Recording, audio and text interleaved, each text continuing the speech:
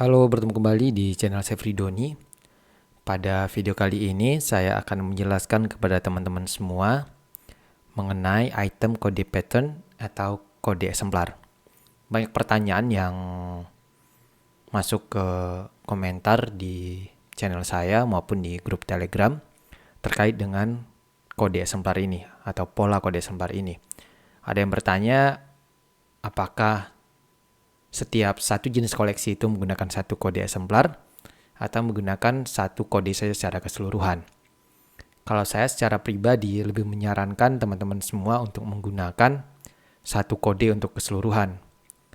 Jika kita buat setiap tipe koleksi atau setiap jenis koleksi itu satu pola, maka itu akan menyusahkan kita dengan sendirinya. Sebab untuk teman-teman ketahui, pola itu dibaca oleh komputer, bukan dibaca oleh manusia, bukan kita yang membaca itu gitu. Jadi kita tidak akan membaca-baca pola dan tidak akan mengingat pola. Pola itu akan di-generate otomatis gitu. Pada 9 boolean, pola itu kosong, jadi harus ditambahkan dulu pada bagian master file, kemudian pada bagian item kode pattern, kemudian add new pattern. Oke. Di sini ada prefix, kemudian ada suffix, ya, kemudian ada length serial number atau panjangnya. Untuk prefix ini awalan, untuk akhirannya ini suffix ini akhiran gitu. Di sini mungkin bisa kita mainkan. Misalnya kita mau identitasnya apa begitu ya, misalnya UI gitu. Berarti di sini U, di ujung I gitu. Bisa tidak di awal dua juga bisa gitu. Misalnya kita mau bikin UNP, kemudian nggak perlu pakai akhiran gitu, itu bisa. Kemudian panjangnya ini juga perlu diperhatikan. Misalnya kita buat ini menjadi 16 gitu, atau menjadi 13 lah, kayak nick gitu. Ini nanti permasalahannya, kode barcode yang kita cetak itu akan sangat panjang. Ya, akan sangat panjang dan besar dia. Artinya pada akhirnya dia tidak lagi proporsional untuk di buku gitu. Terlalu mencolok gitu. Padahal ini sekali lagi hanya untuk dibaca oleh mesin gitu. Kemudian saya lanjut lagi ke panjang serial number ini. Secara default itu nilainya adalah 5. Kalau 5 ini, ya, kalau 5 itu mampu menampung ya eksemplar sebanyak 99.999 eksemplar. Lalu bagaimana jika koleksinya di atas 100.000? Maka kita buat saja menjadi 6 digit gitu. 6 digit ini berarti 999.999 yang bisa ditampungnya. Jadi saya akan disesuaikan. Dan saran saya ini jangan terlalu panjang gitu. Soalnya kalau mau panjang juga tidak masalah.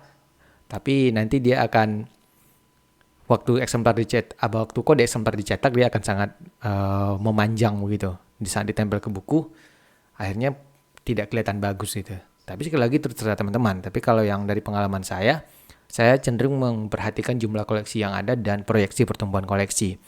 Kalau seandainya sekarang misalnya kita isi 5 ini menampung 99.999 eksemplar.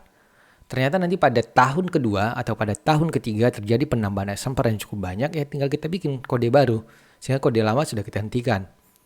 Ya, berarti kita buat pola baru begitu. Disitulah pola baru berguna di saat satu pola itu habis gitu. Tapi jika teman-teman bikin misalnya satu pola, ini misalnya agama gitu. Misal kita buat untuk agama Islam gitu. Itu ada buku di sekolah, baik itu SD, SMP, SMA, ada buku agama Islam yang jumlah eksemplarnya mungkin 1000-an gitu. Kemudian kita buat AI begini, kemudian kita buat di sini 1000-an berarti 3 gitu. Ya. Nanti kita buat lagi misalnya IPS gitu. IPS, kemudian IPA, matematika gitu. Bisa saja, tapi itu nanti akan sangat meribatkan gitu. Jadi sekali lagi menurut saya teman-teman tidak usah mempersulit diri sendiri. Cukup dengan menggunakan mesin, dan mesin lah akan memikirkan gitu. Sehingga kita bisa alokasikan waktu kita untuk yang lain gitu. Jadi menurut saya tidak usah nambah pekerjaan gitu. Tapi kalau memang teman-teman kurang pekerjaan, tidak ada salahnya juga sih. Oke, tapi dari pengalaman saya cukup seperti ini saja. Lalu ini tinggal di save. Oke. kemudian ke bibliografi, kemudian di sini kita tambahkan misalnya ini copy ini ada jumlah eksemplarnya. Ini yang belum ada, saya coba generate. Oke. Ini polanya, kemudian nanti di sini tinggal ditentukan berapa jumlah itemnya. Apakah dia berurut begitu ya? Saya rasa ini berurut ya. Ini akan berurut. Dan ini juga tidak perlu dipikirkan ya. Juga tidak perlu dipikirkan. Misalnya begini, saya buat ini 10 ya. Kemudian kita update. Oke. Ya. 1 2 3 ya, berurut ya. Jadi 10. Kalaupun tidak berurut menurut saya tidak jadi masalah. Nanti di saat pencetakan barcode, oke, ini dia.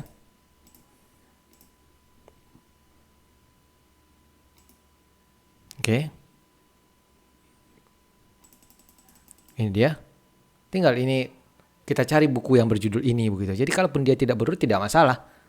Yang jelas di mesin sudah diketahui ya, maksudnya di Slim di dalam database sudah diketahui kalau judul ini jumlah eksemplarnya segini, kode-kodenya ini gitu. Jadi kita tidak perlu pikirkan agama harus mulai dari A00, agama Islam harus mulai dari A001 sampai A00-100 gitu. Kemudian nanti IPS harus A101 sampai A200 gitu. Ya kalau mau sebenarnya tidak masalah sekali lagi. Tapi kalau saya cenderung tidak ingin menggunakan pola tersebut karena itu jelas-jelas akan menyulitkan diri sendiri. Oke? Saya akan coba contohkan bagaimana jika polanya terlalu panjang.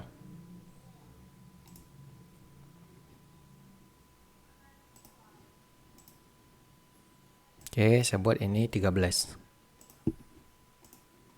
Oke, kemudian kita tambahkan dulu ke bibliografi.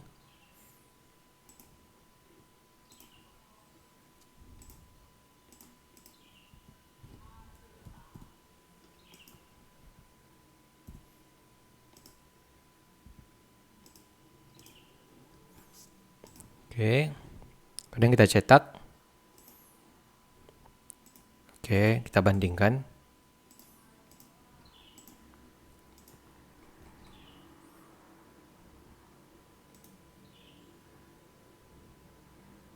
Oke, itu dia. Ya, jadi itu mau panjang mau pendek sebenarnya tidak ada masalah begitu. Ya, ini dia. Oke. Sekali lagi untuk menentukan besaran ruangnya, panjang karakternya itu, kalau menurut saya hitung koleksi yang ada, kemudian hitung proyeksi pertumbuhan koleksi. Oke, jadi itu sedikit penjelasan mengenai pola eksemplar untuk kepentingan pembeda eksemplar 1 dan eksemplar kedua, eksemplar ketiga, dan eksemplar kesekiannya itu di dalam Slim 9 bulian. Oke, semoga bermanfaat. Jika ada yang ragu, silakan ditulis di komentar. Sampai bertemu pada video selanjutnya.